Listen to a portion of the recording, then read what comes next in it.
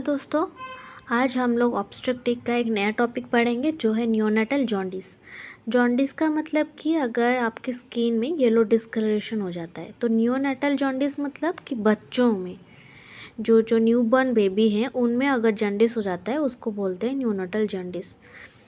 तो उसके डेफिनेशन से शुरू करते हैं। तो डेफिनेशन के हिसाब से yellow discolouration of the skin and mucosa which is caused by excess of bilirubin in the tissue and plasma. मतलब कि आपका जो टिश्यू और प्लाज्मा में अगर बिलिरुबिन एक्यूमुलेट हो जाता है, उधर रह जाता है, बहुत ज़्यादा एक्सेस हो जाता है उसमें, तो आपके स्किन जो है पिगमेंटेड दिखती है, येलो पिगमेंटेशन दिखती है उसमें, जिसको हम लोग बोलते हैं जॉन्डिस। अगर ये चीज़ आपके न्यूबॉर्न बेबी पे होता है तो उसको बोलते हैं हम लोग नियोनेटल जॉन्डिस। और बिलिरुबिन कहाँ से आता है? आपकी जो आरबीसी है वो जब ब्रेक डाउन होती है उसमें उसका जो एंड प्रोडक्ट है वो है बिलिरुबिन। दो टाइप की है, एक है कॉन्जुगेटेड, एक है अनकॉन्जुगेटेड। कॉन्जुगेटेड जो है वो वाटर सॉल्युबल है, मतलब कि वो पानी में वो सॉल्युबल है और नॉन टॉक्सिक है, हमारे बॉडी को कोई हार्म नहीं पहुंचाता है। लेकिन जो अनकॉन्जुगेटेड है वो बहुत ज़्यादा टॉक्सिक है और वो क्या करता है, न्यूरल डिसफंक्शन करता है और इसके वजह से भी डेथ हो सकती है। कॉज ऑफ नियोनेटल जॉन्डिस देखेंगे। दो कॉज हो सकते हैं, एक है फिजियोलॉजिकल और ए नॉन फिजियोलॉजिकल, जिसको हम लोग पैथोलॉजिकल भी बोल सकते हैं। फर्स्ट फिजियोलॉजिकल में देखते हैं क्या क्या हो सकती है। ये कब आता है आपके jaundice which appear on second and third day and disappear by 7th and 10th day a little later in premature neonates.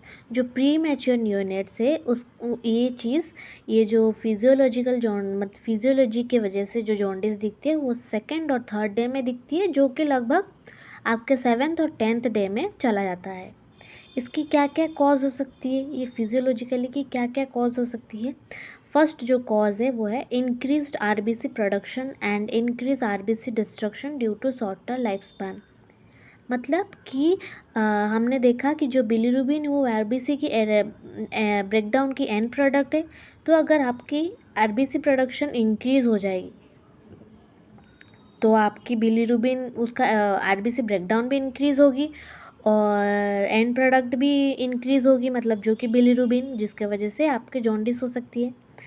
Second cause है उसका decreased conjugation of bilirubin due to decrease UDPGT. इसका मतलब ये है कि आपकी अगर conjugation decrease होगी, मतलब जो अनकॉन्जुगेटेड बिलिरुबिन है वो अगर कॉन्जुगेशन नहीं हो पाई तो आपका जो अनकॉन्जुगेटेड बिलिरुबिन है उसका अमाउंट इंक्रीज़ हो जाता है, तो उसके वजह से जॉन्डिस होता है। और ये क्यों उसका कॉन्जुगेशन डिक्रीज़ होता है? क्योंकि उसको जो हेल्प करता है कॉन्जुगेशन के लिए, जो कि यूडीपीजीटी एंजाइम है, वो अगर डेफिशिएंट हो गया, वो अगर डिक्रीज़ हो गया तो वो कॉन्जुगेशन में हेल्प नहीं कर पाएगी और कॉन्जुगेशन आपकी नहीं होगी तो अनकॉन्जुगेटेड बिलिरुबिन बढ़ती जाएगी। हमारा थर्ड कॉज जो है वो है increase enterohepatic circulation due to decrease gut motility and high level of intestinal beta ग्लूकोरिनेज।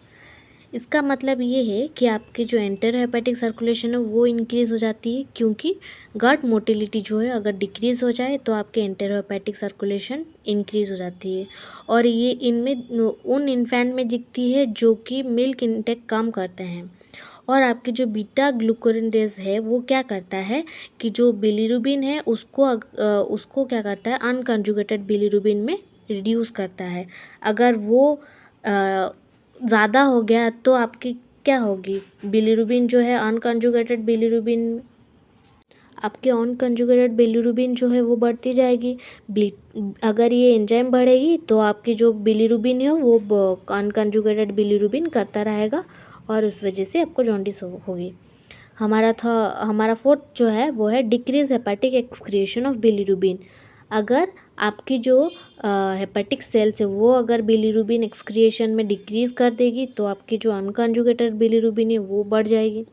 Fifth क्या है, decrease liver cell uptake of bilirubin due to decrease लाइगर्डिन।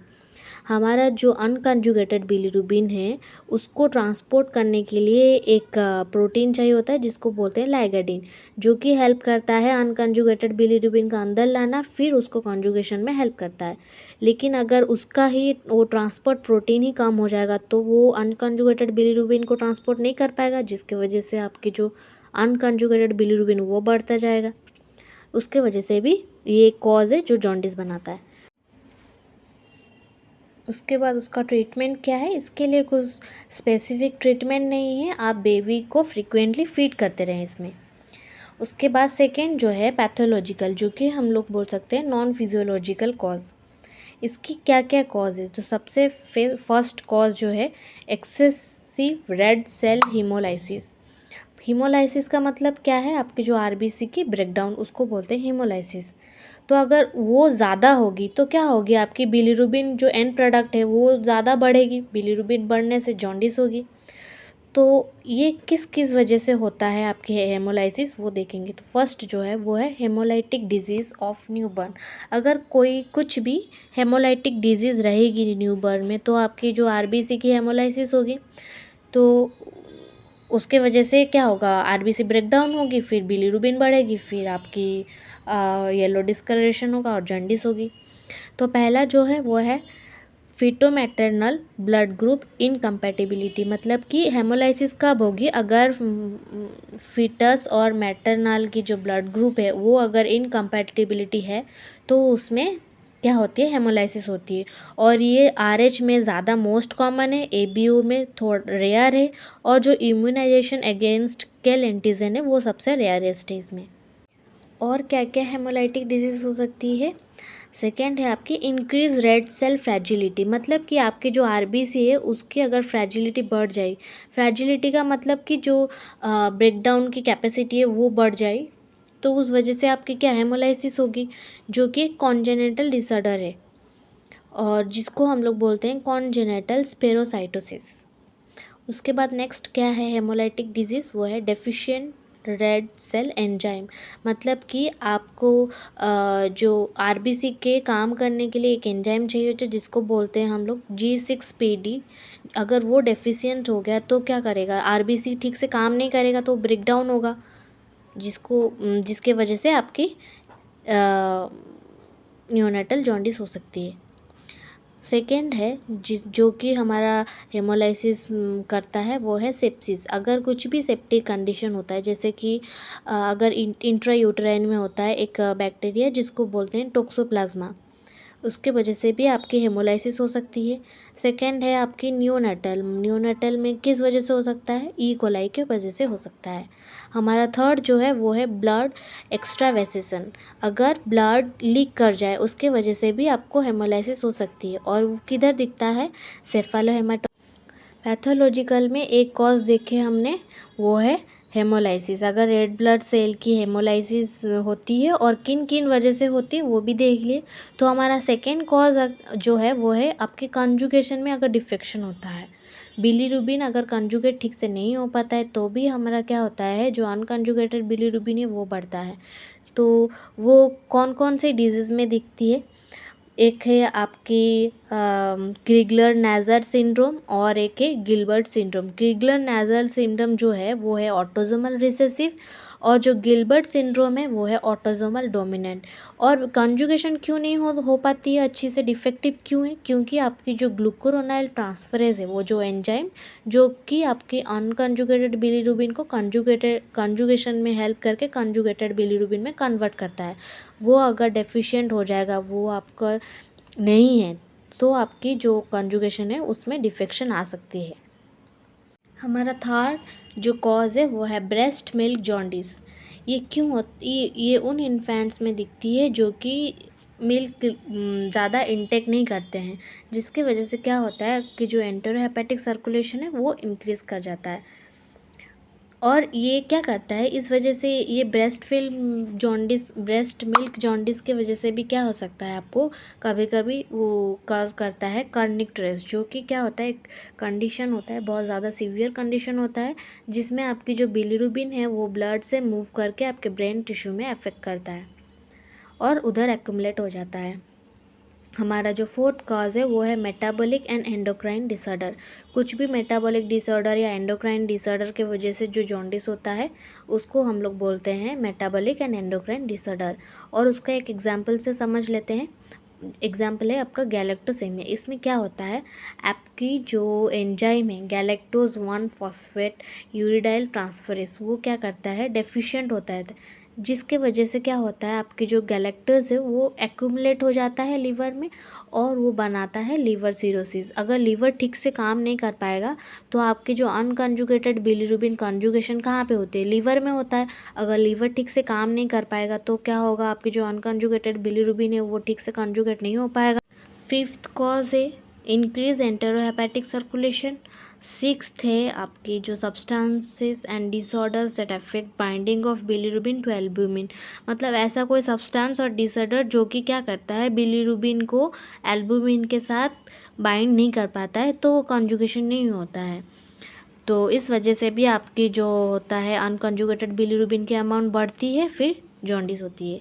और उसके बाद जो अदर कॉजेस है वो होता है कॉन्जेनिटल कुछ ऑब्स्ट्रक्शन के वजह से, एस्फेक्सिया के वजह से, पॉलीसिथेमिया के वजह से, थैलेसेमिया के वजह से भी आपकी जॉन्डिस दिखती है। उसके बाद हम लोग देख लेते हैं इसकी क्या क्या साइंस एंड सिम्टम्स दिखेगी बेबी में। तो फर्स्ट साइन एंड सिम्टम दिखेगी वो है क्या है, आपकी येलो डिस्कलरेशन दिखेगी। स्किन में आपकी येलो डिस्कलरेशन दिखती है, ज़्यादातर आपकी बेबी के फेस में दिखती है वो चीज़। और उसके बाद सेकंड है आपकी पुअर ब्रेस्ट फीडिंग। वो उसके एपेटाइट भी कम होगी इस वजह से, और उसके जो स्टूल होगी वो डार्क होगी, और उसकी जो यूरिन होगी वो भी डार्क होगी। नेक्स्ट है हमारा डायग्नोसिस, कैसे हम लोग इसको डायग्नोस करेंगे। तो क्लिनिकली फर्स्ट देख लेते हैं कि उसको कैसे डायग्नोस करेंगे। क्लिनिकली एक उसका चार्ट है जिसको बोलते हैं हम क्रैमर्स चार्ट। इसमें क्या होता है कि आपके बेबी के बॉडी में कौन से पार्ट को अफेक्ट किया है, उससे हम लोगों को पता चल जाएगा कि ब्लड में कितना अमाउंट ऑफ बिलीरुबिन है। तो फर्स्ट जो है देखेंगे, अगर फेस और नेक पे पिगमेंटेशन हुआ है, येलो पिगमेंटेशन हुआ है, तो बिलीरुबिन के अमाउंट जो होगी वो है 5 मिलीग्राम पर डिसलीटर। और अगर चेस्ट एंड बैक में हुआ है तो 10। और अगर एब्डोमेन और below umbilical to knee, abdomen जो नी मतलब जो अम्बिलिकल है उसके नीचे से नी तक, उधर अगर आपकी जो पिगमेंटेशन हुई होगी तो बिलीरुबिन की अमाउंट जो दिखेगी वो है 12। और अगर आर्म में और लेग्स में और बिलो द नी उधर तक हुई होगी तो आपको 15 mg दिखेगी। और अगर आपके हाथ में मतलब फीट में और हैंड्स में तो आपकी उस ग्रेटर देन 15, मतलब कि ये अगर इन पार्ट्स में आपकी जो येलो पिगमेंटेशन दिखेगी तो आपकी जो बिलीरुबिन की अमाउंट है वो कितना कितना दिखेंगे, वो एक क्रैमर्स चार्ट के थ्रू हम पता कर सकते हैं। हमारा नेक्स्ट जो डायग्नोस करेंगे लेबोरेटरी के थ्रू वो है फर्स्ट जो है CBC, कंप्लीट ब्लड काउंट, जिससे हमको पता चल जाएगा WBC की अमाउंट, हेमोग्लोबिन की अमाउंट, RBC की अमाउंट क्या है। नेक्स्ट है सीरम एल्बुमिन टेस्ट। इससे पता चलता है कि हमारा जो लीवर या किडनी है वो कैसे काम करता है। थर्ड है सीरम बिलीरुबिन टेस्ट। फोर्थ है RH ब्लड ग्रुपिंग। फिफ्थ है ABO ब्लड ग्रुपिंग। सिक्स्थ है आपकी पेरिफेरल ब्लड स्मीयर। नेक्स्ट देखेंगे इसका मैनेजमेंट कैसे करेंगे। तो फर्स्ट जो है वो है फोटोथेरापी। फोटो मतलब कि लाइट के थ्रू जो थेरापी दिया जाता है उसको बोलते हैं फोटोथेरापी। इससे क्या करते हैं हम लोग, लाइट यूज़ करके जो अनकंजुगेटेड बिलीरुबिन है उसको कंजुगेटेड बिलीरुबिन में कन्वर्ट करते हैं। और ये किस तरह के लाइट होता है, ब्लू और वाइट कॉम्बिनेशन की लाइट होता है। और उसकी जो वेवलेंथ है वो 420 से लेकर 600 नैनोमीटर तक होता है। और ये लाइट और बेबी के बीच का जो डिस्टेंस है वो 45 सेंटीमीटर तक रहता है। और उसके बाद देखेंगे हम लोग, ये अगर ये हम लोग ज़्यादा देर तक कंटिन्यू करें तो क्या क्या कॉम्प्लिकेशन आ सकती है। जो पहला जो कॉम्प्लिकेशन है वो है उसका वाटरी डायरिया। अगर हम फोटोथेरेपी बहुत देर तक कंटिन्यू करें तो उसको बच्चे को वाटरी डायरिया हो सकती है, उसके स्किन में रैशेस हो सकती है, उसको डिहाइड्रेशन हो सकती है और उसके रेटिनल डैमेज हो सकती है। और एक सिंड्रोम होती है जिसको बोलते हैं ब्रोंज बेबी सिंड्रोम, जिसमें क्या होता है कि जो फोटोथेरेपी दिया जाता है उसकी जो एंड प्रोडक्ट है वो मतलब जो डिग्रेड प्रोडक्ट है वो क्या करता है स्किन के अंडर रह जाता है, एक्यूमुलेट हो जाता है, जिसको बोलते हैं हम लोग ब्रोंज बेबी सिंड्रोम। हमारा नेक्स्ट जो मैनेजमेंट का नेक्स्ट पार्ट है वो है एक्सचेंज ट्रांसफ्यूजन। ये एक थेरेपी है जिसमें क्या होता है कि ब्लड एक्सचेंज होता है और ये क्या काम करता है कि जो हमारा सीरम बिलीरुबिन है उसको रिड्यूस कर लेता है। नेक्स्ट जो है वो है ओरल अगर। इसमें क्या होता है, इसमें इसको देने से ओरली हमारा जो एफिशिएंसी है वो इंक्रीज़ करता है और जो हमारा जो फोटोथेरेपी का ड्यूरेशन है वो कम हो जाता है और जो हमारा एंटेरोहेपेटिक सर्कुलेशन है वो डिक्रीज़ होता है। क्योंकि हम लोग पढ़े थे कॉज में कि जो हमारा एंटेरोहेपेटिक सर्कुलेशन अगर इंक्रीज़ होता है तो वो जॉन्डिस कॉज करता है। तो इसको देने से क्या होता है, एंटेरोहेपेटिक सर्कुलेशन डिक्रीज़ होता है। अगर आपको हमारी वीडियो अच्छी लगी है तो हमारे चैनल को लाइक, शेयर और सब्सक्राइब करना मत भूलिएगा।